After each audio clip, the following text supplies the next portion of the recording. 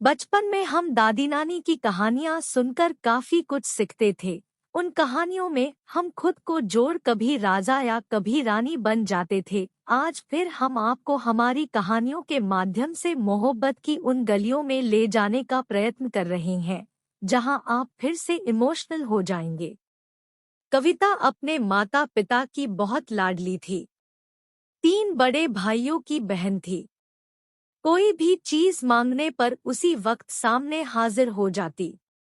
पूरे घर में रौब था उसका। पूरे परिवार और नौकरों पर राजकुमारी की तरह हुक्म चलाती थी कविता। स्कूल में भी पूरा रौब था उसका। बड़े घर की लाडली जो थी वह। ऐसे ही उसने कॉलेज में दाखिला लिया। उसके ठाट बाट, बड़ी गाड़ी में आना जाना, हर दिन नया फैशन देखकर हर कोई उससे दोस्ती करना चाहता था। थोड़े ही दिनों में उसके बहुत से दोस्त बन गए। पूरे कॉलेज में उसकी अपनी ही एक पहचान थी। इन दिनों उसके घर एक रिश्ता आया।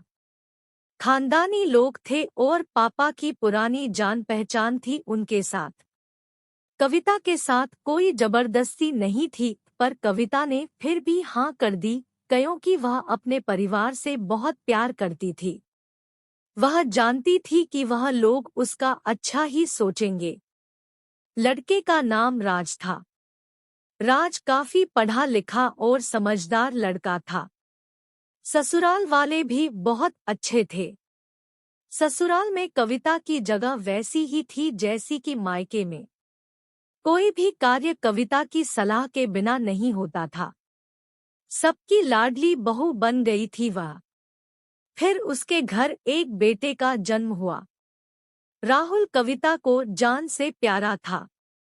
पोता पाकर ससुराल वाले तो फूले नहीं समाते थे। कविता कभी कभी सोचती कि उसकी किस्मत कितनी अच्छी है। उसका हर अपना उसे कितना प्यार करता है। चाहे जीवन में कैसा भी समय आए, मेरे अपने हमेशा मेरे साथ हैं। मैं कभी अकेली नहीं हो सकती। कितनी खुशकिस्मत हूँ मैं। पर शायद कविता की खुशियों को उसकी अपनी ही नजर लग गई थी। एक दिन वह मायके जाने की जिद कर बैठी। राज को बहुत काम था, लेकिन वह फिर भी उसे ले गया। रास्ते में उनकी गाड़ी अन्य गाड़ी से टकरा गई। कविता, राज और राहुल बहुत बुरी तरह से जख्मी हो गए। काफी दिनों के इलाज के बाद राज और राहुल तो ठीक हो गए, लेकिन कविता पूरी तरह ठीक ना हो सकी। सर पर चोट लगने के कारण वह अपनी आंखों की रोशनी खो बैठी। अब कविता की किस्मत जैसे उल्टे पांव चलने लगी। मायके वाले कुछ दिनों तक उसे मिलने आते रहे, फिर कभी कभार फोन ही करके पूछ लेते कि अब कैसी हो। धीरे धीरे ये सिलसिला भी कम हो गया। ससुराल वालों की सहानुभूति भी कम होने लगी।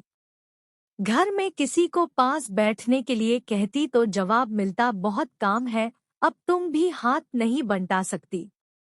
राज भी चिड़चिड़ा हो गया था। बस राहुल ही था उसके साथ, जिसके साथ हंसते खेलते उसका वक्त गुजरता। एक दिन कविता के हाथ से कुछ सामान गिर गया, जिसकी वजह से राहुल को हल्की सी चोट लग गई। कविता के सास ससुर ने राहुल को उससे अलग कर दिया कि कहीं उसके ना देखने की वजह से बच्चे का कोई नुकसान ना हो जाए। कविता अंदर से टूट चुकी थी। एक दिन उसने सबके सामने मायके जाने की इच्छा रखी तो राज उसे तुरंत मायके छोड़ आया, जैसे कि वह भी यही चाहता था। लेकिन राहुल को उसके साथ नहीं भेजा गया। कविता कभी राहुल से दूर नहीं रही थी, पर अपनी कमी के कारण उसने ज्यादा बहस नहीं की। कविता को लगा कि वह 3-4 दिन वहां रहेगी तो थोड़ा हवा पानी बदल जाएगा, क्योंकि वह कितने दिनों से कहीं भी बाहर नहीं गई थी। घर वाले भी इतने दिनों बाद उसे देखकर कितने खुश होंगे। कविता के घर पहुंचने पर सब लोग बहुत खुश हुए। खाने में सब कुछ कविता की पसंद का ही बना था। उसने अपने मम्मी पापा और भाई भाभीयों से दिल खोलकर बातें की। उनके छोटे छोटे बच्चे भी बुआ के साथ घुल मिल गए थे। रात को सोने के वक्त जब वह कपड़े बदलने लगी तो उसे पता चला कि उसका बैग तो बहुत भरा हुआ था। वह सब समझ गई। वह बहुत उदास हो गई। कुछ दिनों तक तो सब ठीक रहा, फिर जैसे सब बदलने लगा। सबका व्यवहार बदल रहा था। वह लोग जैसे थक चुके थे उससे। सब लोग घुमा फिरा कर पूछने लगे कि राज कब आ रहा है उसे ले जाने। वह बहाना बना देती, जबकि वह जानती थी कि उस घर में अब उसके लिए कोई जगह नहीं। कविता से चलते वक्त कुछ ना कुछ नुकसान हो जाता। थोड़ी बहुत टोकाटाकी उसे सुनाई देती। वह टाल देती। एक दिन उसके हाथ से लगकर एक कीमती फूलदान टूट गया। छोटी भाभी ने बहुत हंगामा मचाया। कविता के माता पिता रोज रोज के झमेलों से तंग आ गए थे। उन्होंने राज को खुद से फोन कर दिया। राज कविता को अपने घर ले गया। कविता को अपने परिवार वालों से ये उम्मीद ना थी। जिस कविता के कहे बिना घर में एक पत्ता भी नहीं हिलता था, उस घर के लिए वह अब बोझ बन चुकी थी। राज के साथ ससुराल आते वक्त वह बहुत खुश थी, क्योंकि वह अपने घर जा रही थी, अपने जिगर के टुकड़े राहुल के पास। परंतु यह खुशी भी कुछ पल की ही थी। सारा बंदोबस्त पहले ही किया हुआ था। कविता को सीधे ऊपर वाले कमरे में पहुंचा दिया गया। राहुल से दूर रहने की सख्त चेतावनी दी गई।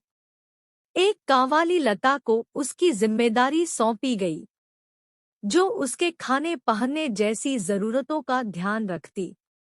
कविता ज्यादातर चुप ही रहती। कभी कभी कांवाली लता से थोड़ा बतिया लेती। उसके जरिए राहुल का पता चल जाता। सबकी लाडली बेटी और बहू सबके लिए लाडली से बोझ बन चुकी थी।